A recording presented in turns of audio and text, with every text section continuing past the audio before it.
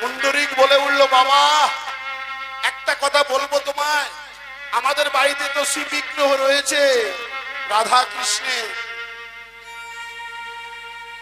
তাহলে বাড়িতে যখন রাধা কৃষ্ণের বিগ্রহ রয়েছে তাহলে মন্দিরে যাওয়ার কি দরকার? মায়েদের কাছে আমার প্রশ্ন, বাবাদের কাছে আমার প্রশ্ন, হাওয়া তো সব জায়গায় আছে না? হাওয়া তো, হাওয়া বাতাস সব জায়গায় আছে। গাড়ির যখন আপনার চাকায় হাওয়া পড়ে যায় তখন গ্যারেজে দৌড়ান কেন? গাড়ির চাকায় হাওয়া দেওয়ার জন্য। হাওয়া তো সব জায়গায় আছে,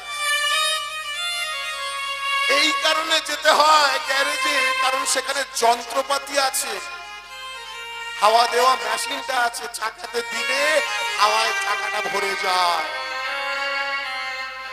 আরে ঘরে বসে পড়াশোনা করলে তো শিক্ষিত হওয়া যায়, তাহলে স্কুল কলেজগুলো কি করতে আছে? সবাই স্কুল কলেজে যায় কেন? কারণ সেখান থেকে পড়াশোনা করলে একটা সার্টিফিকেট পাওয়া যায়, বছরের শেষে সেই সার্টিফিকেটের একটা দাম আছে। হ্যাঁ, নিজে নিজে তো ভগবানকে ডাকা যায়, তাহলে ব্রাহ্মণ বৈষ্ণব গুরুদেবের প্রয়োজন হয় কেন?